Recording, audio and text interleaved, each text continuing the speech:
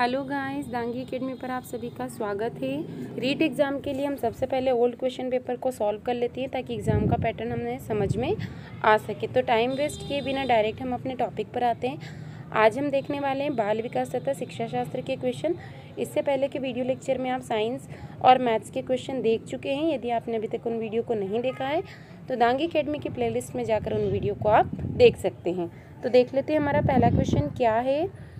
शोध का चरण शोध को क्रियात्मक अनुसंधान बनाता है। उपकल्पनाओं का निर्माण, प्रोग्राम का क्रियान्वयन एवं अंतिम मूल्यांकन, सामान्यीकरण, शोध आकल्प का अपरिवर्तन, कठोर होना। तो ये बनाता है।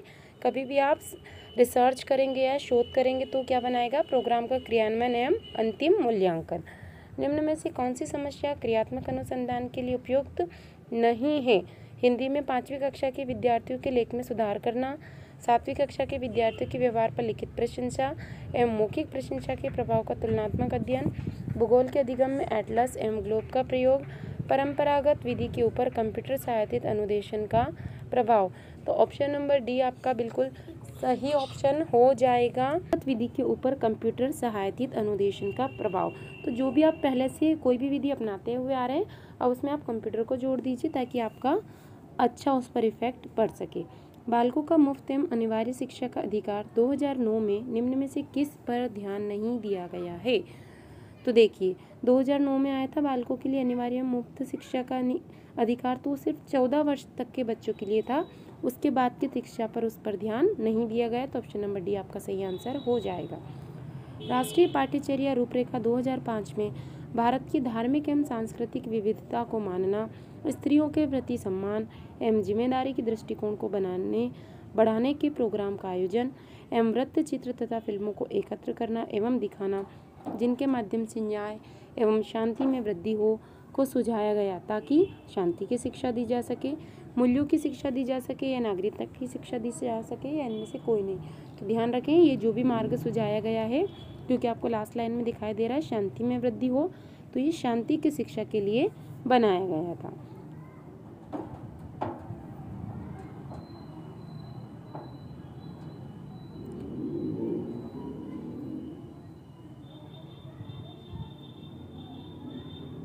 अब आपको दिखाई दे रहा है क्वेश्चन, निम्न का मिलान करते हुए तालिका में से उत्तर का चयन कीजिए। देखिए, बीज अंकुरित होने का अनुभव प्रदान करना, ये आपको पढ़ लीजिए दोनों साइड में कि किस टाइप से कोई क्वेश्चन हमें पूछ सकता है। फिर इसके बाद आपको नीचे ऑप्शन दिए कि उसमें से कौन सा ऑप्शन आपका सही हो सकता है। तो देखिए, हम देख लेते हैं क्या हो जाएगा उसका। जब भी बीज अंकुरित होगा तो उसका अनुभव हम अवलोकन करके ही प्रदान कर सकते हैं। भूमिका निर्वाह या रोल प्ले कब करेगा कोई? जब वो किसी भी चीज़ में भाग लेगा। पृथक कक्षा एवं संवर्धन कार्यक्रमों का प्रयोग शिक्षा के लिए किया जाता है। अलग कक्षाएं कब लगाई जाती हैं? प्रतिभाशाली बालकों के लिए। निम्न का मिलान करते हुए दी हुई तालिका में से सही उत्तर हमें बताना है। मन तरंग को एक रक्षा तंत्र के रूप में वर्गीकृत कर सकते हैं, तो इसमें से कौन सा ऑप्शन हो जाएगा? इस टाइप से हमें देख लेना है। रक्षात्मक तंत्र व्यक्ति का बचाव करता है। कब करता है? ये आपने सभी ने साइंस से रिलेटेड क्वेश्चन है ये, तो ये किए। तो इसका मन तरंग को एक रक्षा तंत्र के रूप में कब वर्गीकृत करेगा? जब वो पलायन कर लेगा। रक्षात्मक तंत्र व्यक्ति का बचाव कब करेगा? जब वो क्या करने लग जाएगा? आपका चिंता करने लग जाएगा, है ना, सोचने लग जाएगा। तो इस टाइप से आपको इसे मिलाना है। शैक्षिक समस्याओं से ग्रस्त बालकों को किस समस्या का सामना करना पड़ता है? जब भी वो बोलने में असामान्यता होती तो उसे शैक्षिक समस्याओं का भी सामना करना पड़ता है। अधिगम निर्योग्यताओं वाले बालकों में प्रकरण संबंधी निम्न में से किस प्रकार की कमी पाई जाती है? तो संख्याओं संबंधी सूचनाओं को याद करने में, समय एवं दिशा की उनमें कम समझ होती है, वो जल्दी से याद नहीं कर पाते हैं। निर्माणात्मक मूल्यांकन का क्या उद्देश्य है? प्रगति पर गौर करना एवं उपचारात्मक अनुदेशन की योजना बनाना। व्यक्तित्व व्यक्ति में उन मनोदेहिक व्यवस्थाओं का गत्यात्मक संगठन है जो वातावरण के साथ उसके अपूर्व समायोजन को निर्धारित करता है।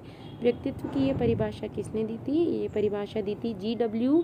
आलपोर्ट ने।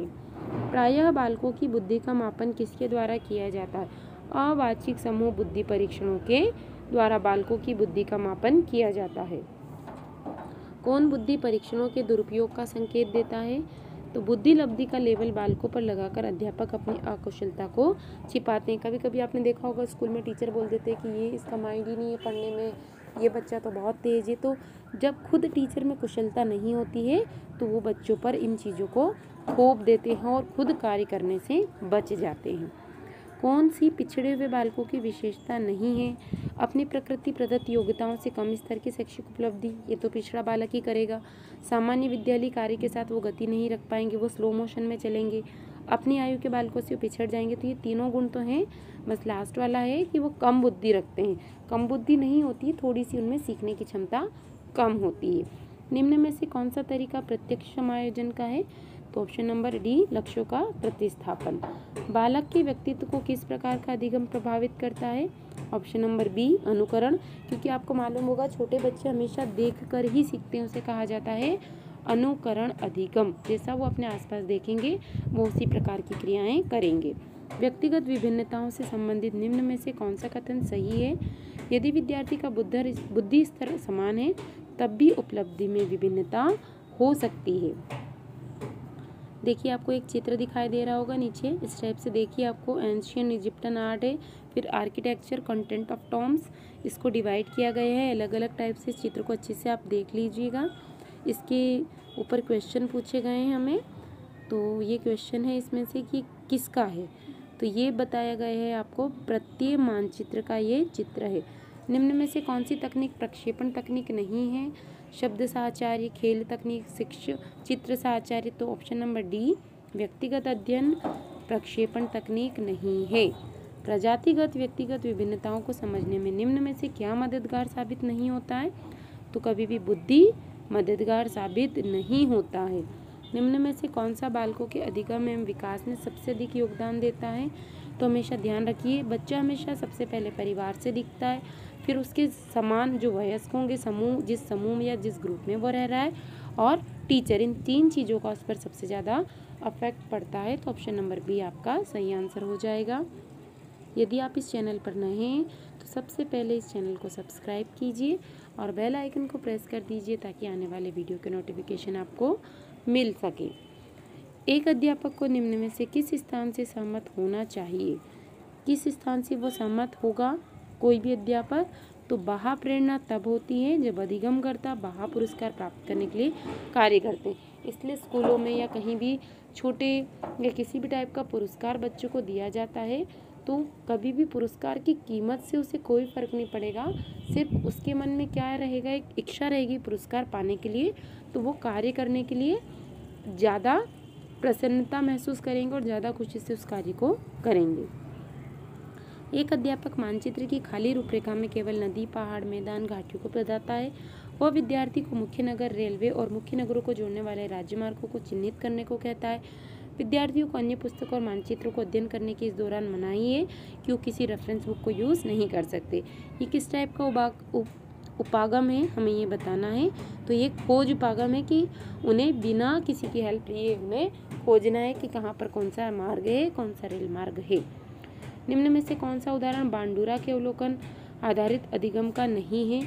बांडुरा ने नहीं दिया था, तो जो स्कूल की घंटी बजाने पर अपने बस्ते बंद कर लेना, ये बांडुरा का अवलोकन नहीं है कि ये ऑटोमेटिकली आपका अनुदेशन है कि जैसे घंटी बजेगी बच्चों को मालूम है कि छुट्टी हो चुकी तो ऑटोमेटिकली बैग वो बंद कर लेते हैं। राजेश बीमारी के कारण 1 महीने तक विद्यालय नहीं गया और जब विद्यालय गया तो उसे भाग के लंबे सवालों को करना नहीं आया, क्योंकि जब तक वो अपसेंट था टीचर उन्हीं सवालों को करा रहे थे। कई बार के निराशाजनक अनुभवों में असफलता हाथ लगी। लंबे भाग के सवालों को देखते ही वो चिंतित हो जाता। शास्त्रीय अनुबंधन सिद्धांत के मुताबिक संवेगात्मक स्वाभाविक उत्तेजक है। किस प्रकार का है वो? तो असफलता या भग्नाशय, क्योंकि वो बार बार कोशिश कर रहा है लेकिन उसे असफलता मिल रही है। कुपोषण के प्रभाव के बारे में निम्न में से कौन सा कथन सत्य नहीं है? जीवन के बाद के वर्षों में यह मस्तिष्क की कोशिकांगों को प्रभावित करता है, ये आपका ऑप्शन गलत है। यदि कुपोषण होगा तो व्यक्ति की योग्यताएं तो प्रभावित होगी, वो निराश रहेंगे और उनकी कद या हाइट भी प्रभावित होगी। तो ये 3 ऑप्शन तो सही हैं आपके। वय संधि काल में निम्न में से कौन सा बाह्य अभिव्यक्ति नहीं है? तो सक्रिय खेलों के स्थान पर बैठे रहकर खेलना अधिक पसंद है, ये बाह्य अभिव्यक्ति नहीं है। निम्न में से कौन सा कथन मिडिल स्कूल स्तर के विद्यार्थियों के विकास से सहमति नहीं रखता है? जो मिडिल स्कूल है आपको उससे ध्यान रखना है। तो ये हो जाएगा आपका, इस अवस्था में अधिकांश बालक तीव्र गति से वृद्धि प्राप्त नहीं करते हैं। ये आपका गलत हो जाएगा, ये तो संबंधित है क्योंकि इसी अवस्था में बालक तीव्र गति से सीखते हैं। अधिगम एवं परिपक्वता के संबंध में निम्न में से कौन सा कथन सही है? यदि मानव विकास केवल परिपक्वता से होता है तो मनुष्य केवल निम्नतम तक ही सीमित रह जाते हैं। वंशक्रम संभाव्य क्षमता की सीमा के कारण बालक एक निश्चित सीमा से आगे तक विकसित हो सकते हैं। बालक विकास की दृष्टि से जब सीखने के लिए तैयार नहीं है तब भी वैदिक प्रयास के द्वारा सीख सकते हैं, या बालक की अंतर्निहित शक्तियों को बिना समय विचारे विकसित करने के लिए प्रोत्साहित किया जाना चाहिए। तो ऑप्शन नंबर ए कि मानव केवल परिपक्वता से होता तो मनुष्य केवल निम्न तक ही सीमित रह जाते हैं, उसमें सीखने की क्षमता हमेशा विकसित होती रहती है। विकास का एक अधिनियम है कि विकास प्रतिमान के विभिन्न काल में खुशी भिन्न भिन्न होती है। इस अधिनियम के अनुसार क्या होगा, हमें ये बताना है। जीवन का प्रथम वर्ष सबसे अधिक खुशी का काल है। वह संधि काल है, जीवन का प्रथम वर्ष भी जीवन का सबसे अधिक खुशी का काल है। वह संधि काल जीवन का सबसे अधिक दुखी काल है। जीवन का प्रथम वर्ष सबसे अधिक खुशी का एवं वह संधि काल सबसे अधिक दुखी का काल है। तो ध्यान रखें, जो स्टार्टिंग के वर्ष होते हैं वो सबसे अधिक खुशी के और वह संधि काल अधिक दुखी का काल होता है। तो ये आपके बाल विकास से संबंधित 30 क्वेश्चन थे। अगले वीडियो लेक्चर में आपको आगे के 30 क्वेश्चन बाल विकास के मिलेंगे। इसके साथ ही आपको इंग्लिश के क्वेश्चन भी दांगी एकेडमी चैनल पर प्रोवाइड किए जाएंगे।